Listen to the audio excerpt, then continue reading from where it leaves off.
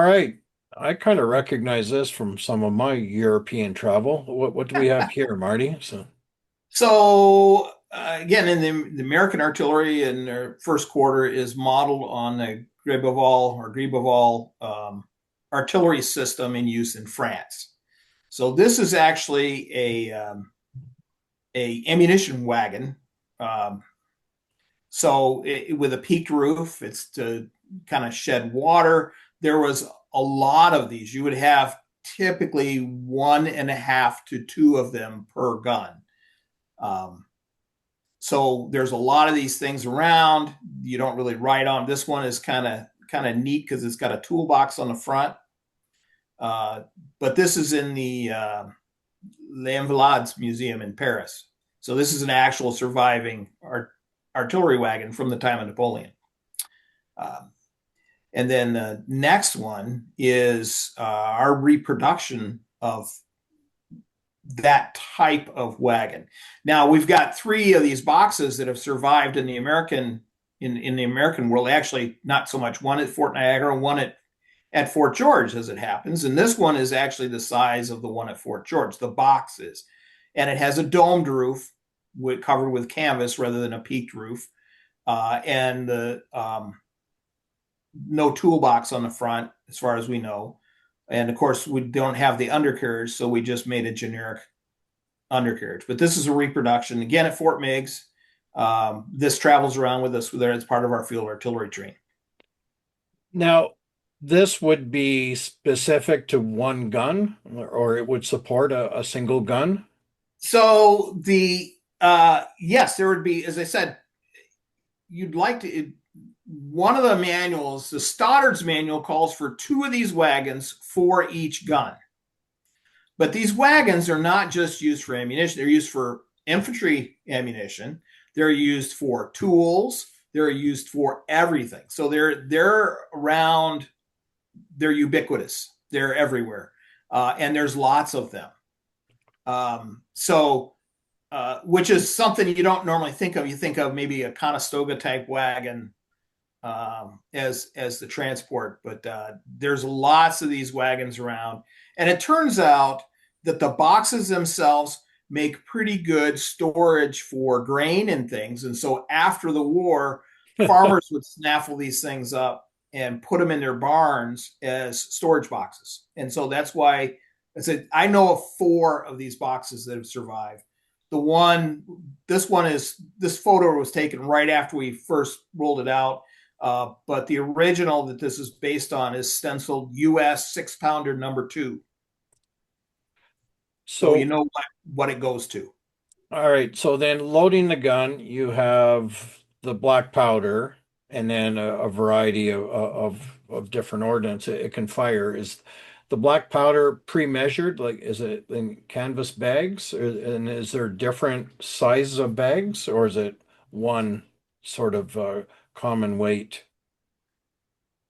Well, the answer, of course, is yes. There's in fact, I think is a shot image next up. Yeah. The so For field artillery, you preferred to have what was called fixed ammunition. So the powder would be shipped out to the frontier in barrels, but then the soldiers would make up cartridges, and they called them cartridge. And each of the types of ordnance, so the one on the right is a case shot, and if you look at the base of it, there's a wooden base, and you see two little grooves in there. So they'd make up a bag for a 6-pounder. A case shot is going to be about 2 pounds of black powder. So they'd put it. They have it's a tight weave linen bag that's used so it doesn't leak too much. But 2 pounds of black powder, and the top of the bag is a drawstring, and the drawstring goes in those grooves. And then sometimes the whole thing would be packaged in another bag, so that it was actually one thing, fixed ammunition. So powder and projectile together in one thing. Same thing with a solid shot in the middle there. The round cannonball in the middle would be sitting on a wooden base with a similar groove arrangement on it. And the idea was to speed the loading. So you're not loading the shot separate from the powder.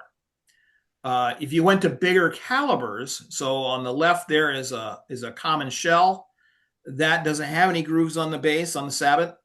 Uh, that's because by that point you've gotten something that's heavy enough that you can't one package with the propellant and the projectile together is too heavy to manipulate easily. And so you'd have a separate propellant bag that you would load in the gun, ram it down, and then load the projectile on top of it. And that typically goes anything bigger than 18 to 24 pounder guns tended to have separate powder and projectile. Smaller guns, field artillery, the 4s and the 6s and the 9s tended to do fixed ammunition because it aided in the rate of fire. Okay. And as long as we're here, the one in the back is a grape shot. That's actually from an 1860 version of grape American Civil War version of grape shot. You see the balls there are pretty big. The case shot balls are like half an inch They're more like musket maybe 40 balls. or 50 of them. They're like musket balls.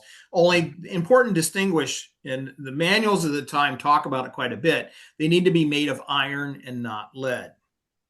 So it's not musket balls. It's not lead balls. The problem with lead balls is that the firing them out of the gun tended to melt them together, and you lost the effect, the pellet effect that you were going for. Huh, never heard that So before. they Cool. insist that they be iron balls and not lead balls. Okay. Again, Tom, we'll see. Yeah.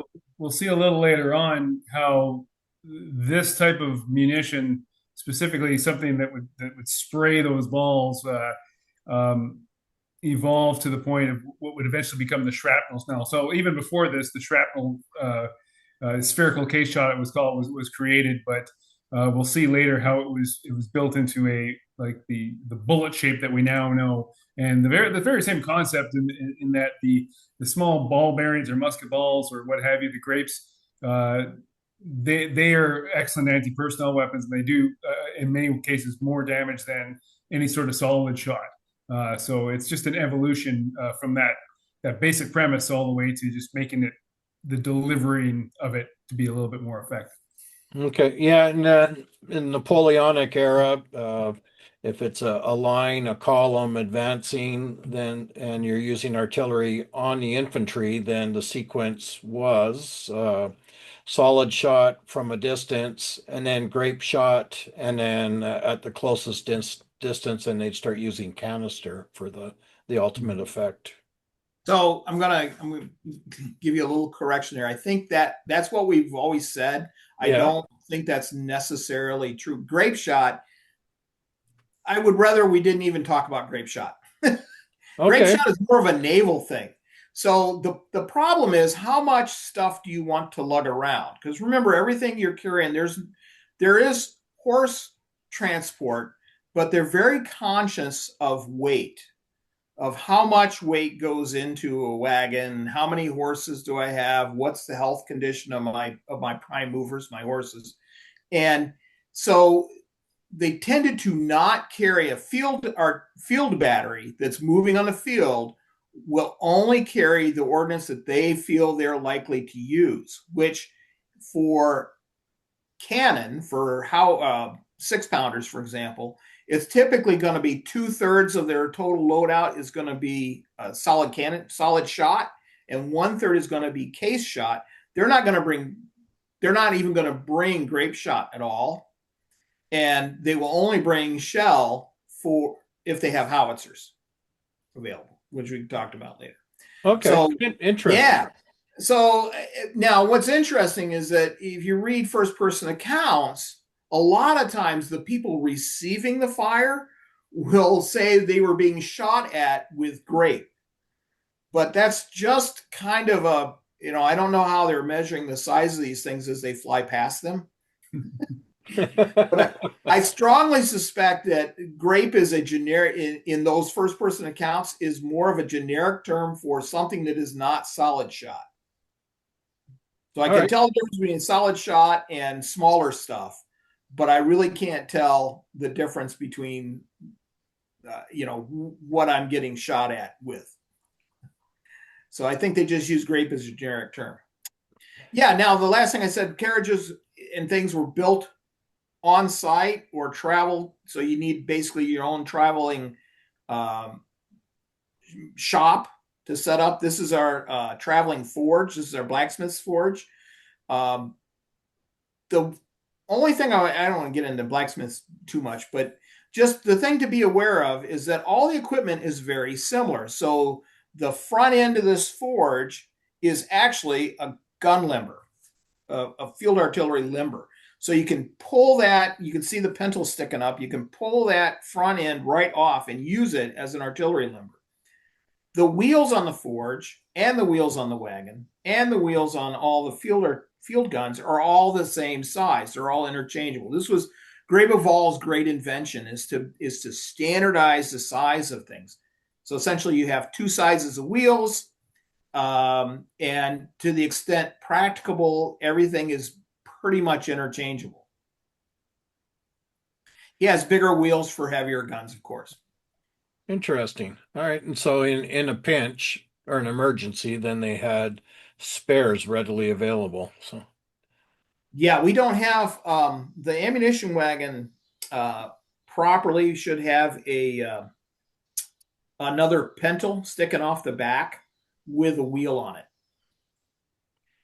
Um, and we'll see that, I think, in a Civil War image upcoming. we will see that in images. When we were making our reproductions, we chose not to do that for logistical purposes. It makes it difficult to load it on a wagon, and it's Practical loaded on a considerations, trailer. And right? yeah, it presents its own set of challenges.